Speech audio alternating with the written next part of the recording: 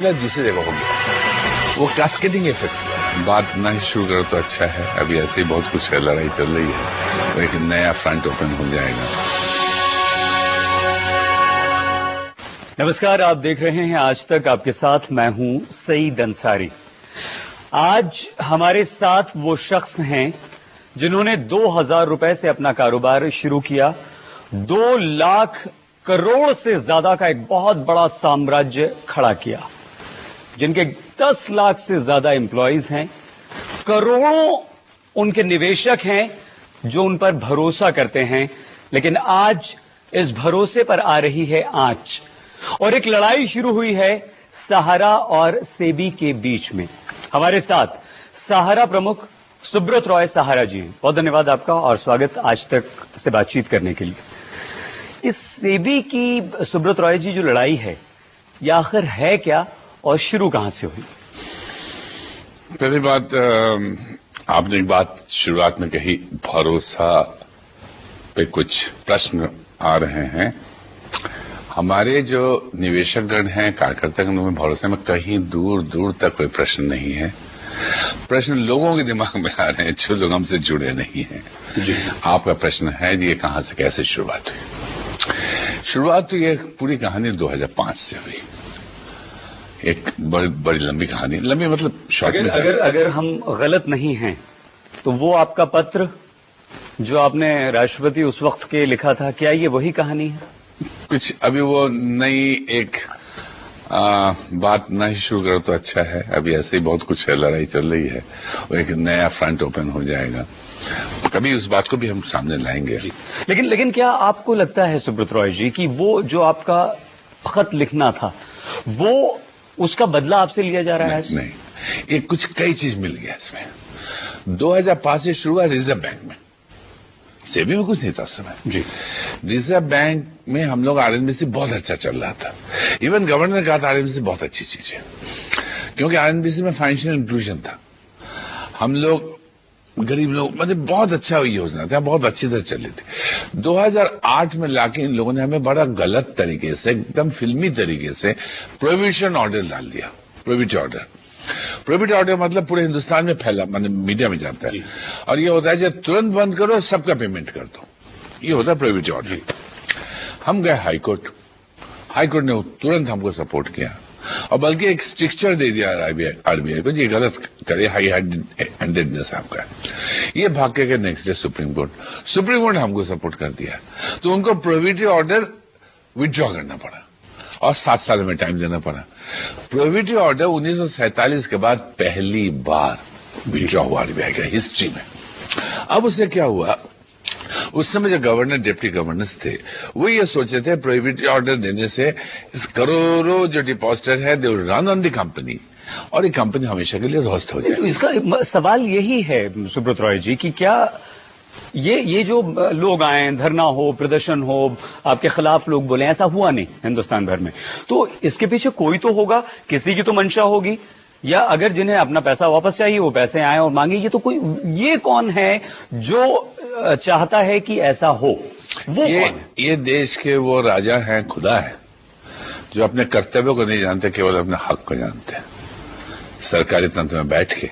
क्या उन्हें आपकी वो बात बुरी लगी जो आप कहते थे कि एक विदेशी प्रधानमंत्री या विदेशी व्यक्ति हमारे देश का प्रधानमंत्री नहीं बन सकता? उस बात को नहीं, क्यों? कहीं आपको लगता है कहीं आपके मन में ये शुरुआत तो उधर ही से हुई थी, मगर उसके बाद कुछ बात बदल गई और वहीं पर नहीं रह गई। देखिए, शुरुआत वही है, पॉइंट वही मानते हैं आप। उसके बाद क्या हुआ, ये गवर्नर डिप्टी गवर्नर अपना पर्सनल डिफीट ले लिया, कंपनी कुछ नहीं हुआ, और आरबीआई के ऊपर तोहमत लग गया। आरबीआई के नीचे के लोगों ने मीटिंग करके बात किया इस बात को, ये तोहमत लगा दिए, एक धब्बा लग गया आरबीआई पे, जो 47 के बाद पहली बार प्रोहिबिटिव ऑर्डर। ये अपना एक इतना वेंजेंस में आ गए लोग, इतना वेंजेंस में आ गए। एक बार स्टेट बैंक ऑफ इंडिया में 500 करोड़ रुपए इन्वेस्ट कर रहे थे, तो एक थैंक्स लेटर आया था, जो एक होता है, हमें रिग्रेट लेटर है जो आपके इन्वेस्टमेंट ले सकते। मैं परेशान था, तो मैं अपने लड़के से, बड़ा बेटा था, हमने कहा जब भट्ट साहब से मिले, स्टेट बैंक का मामला था। भट्ट साहब बोले मैं कुछ नहीं कर सकता हूँ भाई, बाबा से बोलो। ये जो लेडी है श्यामला गोपीनाथ जो बोर्ड में हमारे हैं, जैसे सुनी सहारा के इन्वेस्टमेंट नहीं ले सकते, इतना वेंजेंस था इन लोगों में। हमें हमारे सारे डायरेक्टर्स को फेंक दिए गए, जिसमें एक डिप्टी गवर्नर था, फॉर्मर डिप्टी गवर्नर आरबीआई, उसको फेंक दिए। चेयरमैन था एक बैंक, उसको फेंक दिए। खैर, 2 चार्टर्ड अकाउंट हमारे सब चार्टर में फेंक दिए गए। हमारे बैंक कंट्रोल कर लिए लोग, पेमेंट लेट होने लगा, परेशान हो गए। Then I went to prime minister after 5 months।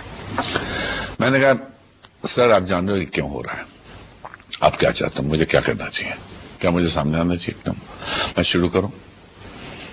तो क्या नहीं, अच्छे इंसान है वो, कहे नहीं आप, मैं बोल देता हूं आरबीआई गवर्नर से। उन्होंने बोला उस समय राव साहब आ गए थे, तो उन्होंने गवर्नर से बोला, 5, 7, 10 दिन में से मामला, उन मामले को शांति मिल गई।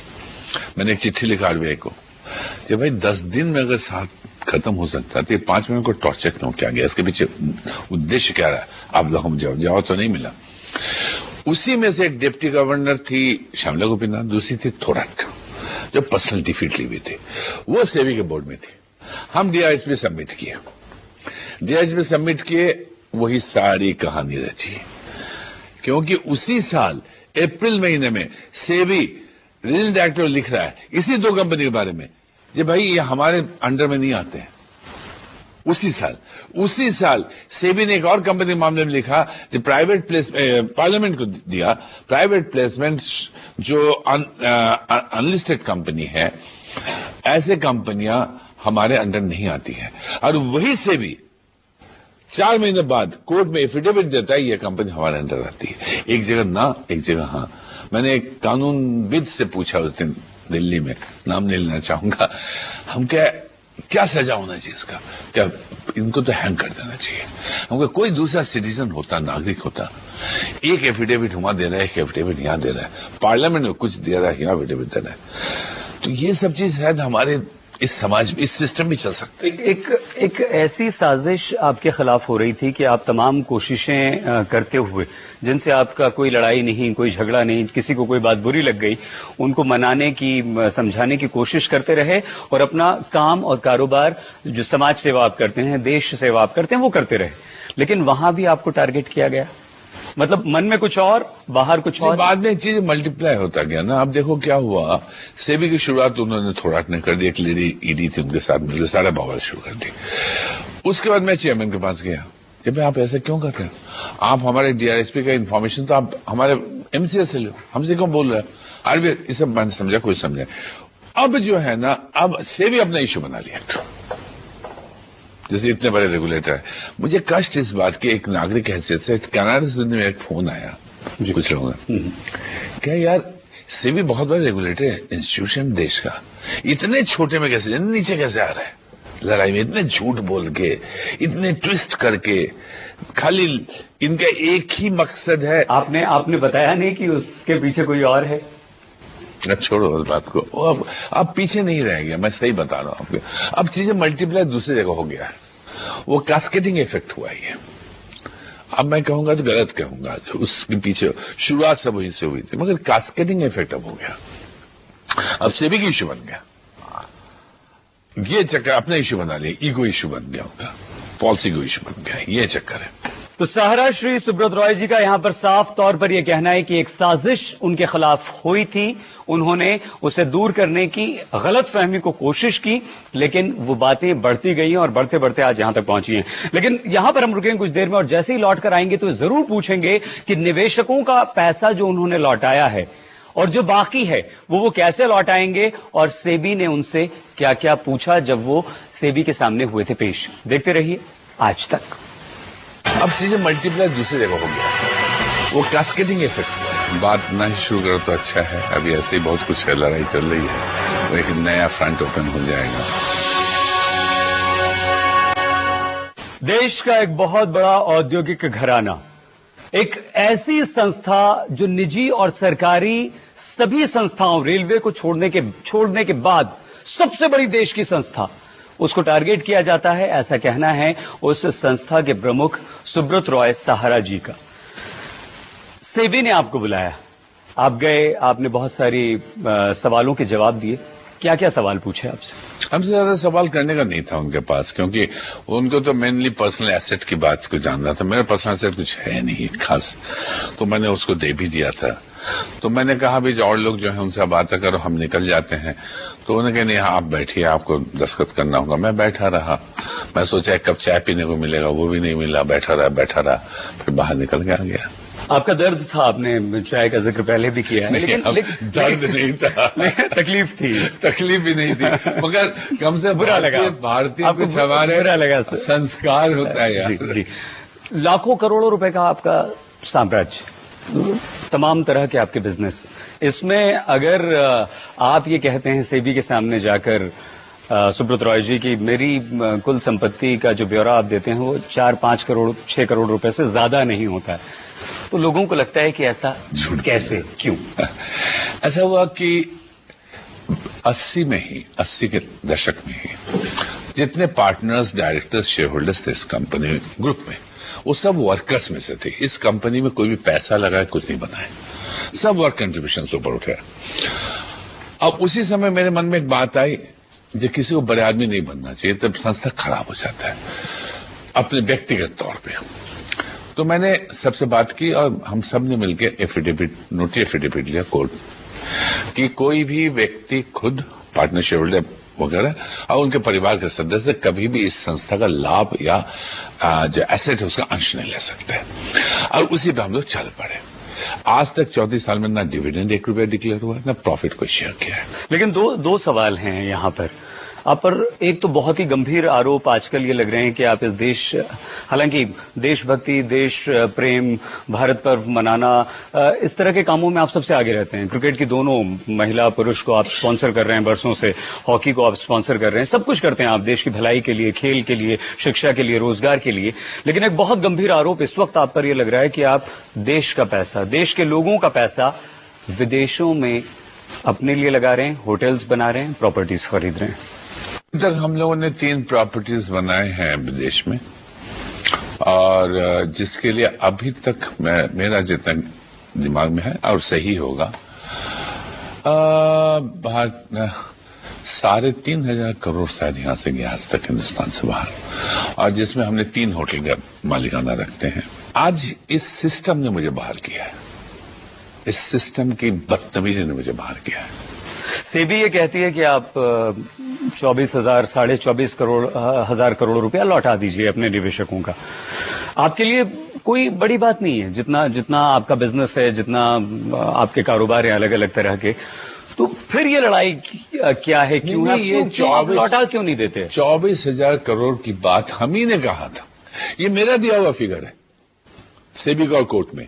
पहले उस समय उतना लायबिलिटी थी, इन्होंने कोई इन्वेस्टिगेट नहीं किया था, मैंने फिगर दिया था, और आज मैं फिगर दे रहा हूं, उसको नहीं मान रहे। वो फिगर सूट करते उसको पकड़े हुए हैं। आज हम ही फिगर दे रहे हैं, हम सारा पेमेंट कर चुके हैं, केवल वो भी 5,000 से नीचे का पेमेंट बाकी है, जो पैसा उनके पास मौजूद है, वो फिगर नहीं मानने को तैयार है। 24,000 हमें हमारे दिया हुआ फिगर लोग मानने को तैयार है, और आज हमारे फिगर दिया हुआ चार्टर्ड अकाउंट सर्टिफिकेट जो नहीं मान रहे। हम तो पेमेंट कर चुके हैं भाई, हम डबल पेमेंट करें, कहां से करें? इनको इन्वेस्टर से कोई मतलब नहीं है। इन्वेस्टर से मतलब होता तो 1 रुपए पेमेंट तो शुरू नहीं किया। ये सेबी की लड़ाई है सहारा के खिलाफ, और सहारा को बर्बाद करना चाहती है सेबी। साफ तौर पर यह आरोप सुब्रत रॉय सहारा का सेबी पर है, निवेशकों से सेबी का कोई लेना देना नहीं। कुछ ही देर में जब हम लौटेंगे तो ये जरूर पूछेंगे कि अगर एक भी निवेशक का भरोसा टूटता है तो उसे वापस कैसे लाएंगे आप? देखते रहिए आज तक। अब चीजें मल्टीप्लाई दूसरी जगह हो गया, वो कैस्केडिंग इफेक्ट। बात ना ही शुरू करो तो अच्छा है, अभी ऐसे ही बहुत कुछ है, लड़ाई चल रही है, वो एक नया फ्रंट ओपन हो जाएगा। जो सेबी 5,000 करोड़ रुपए आपने जमा किया है, वो क्यों नहीं निवेशकों को लौटा रही? उनको निवेशक से कोई मतलब ही नहीं है। उनको तो मैंने आपको बोला ना, उसको सारा का मुंडा चाहिए। निवेशक से क्या लेना देना उनको? अरे निवेशक लेना देना तो मैंने उनसे कहा था जब हमसे कागज नहीं ले रहे थे, हम कहे भाई अगर निवेशक का सोच रहे हो तो कागज तो लो, हमारे केस में अब कंटेम्प्ट लड़ो ना। आप ये कहते हैं सुब्रत रॉय जी कि आपके 10 लाख से ज्यादा एम्प्लॉयज नहीं है, वो आपका परिवार है और आप उस परिवार के मुखिया हैं। ये जो सारी सेबी और आपकी जो लड़ाई चल रही है, वो बेचारे डरे हुए हैं, और साथ ही साथ वो करोड़ों जो आपके निवेशक हैं, कोई आप उन्हें ऐसा भरोसा दे सकते हैं आज कि उन्हें लगे कि नहीं हम इस परिवार में सुरक्षित हैं? मैं जितना जानता हूं पूरे तरह सुरक्षित महसूस करते हैं। ये सब जो हुआ है, लड़ाई झगड़ा आपका और सेबी के बीच में, कहीं कोई तकलीफ, कहीं कोई दर्द हुआ है कि इतना किया, छोड़ो अब नहीं करेंगे? नहीं, हमें नहीं होता, क्योंकि देखो हम देशवासी हैं, देश को प्यार करते हैं। कुछ बेवकूफों, कमी वाले लोगों के साथ हम देश को सोचे तो ये तो गलत बात होगी ना, ये तो हमारी तरफ से अन्याय हो जाएगा। सेबी को लेकर आप अगला कदम, आखिरी आगे का कदम आपका? चीजों को सलटना नहीं ना, उनको तो पिटाई करनी है।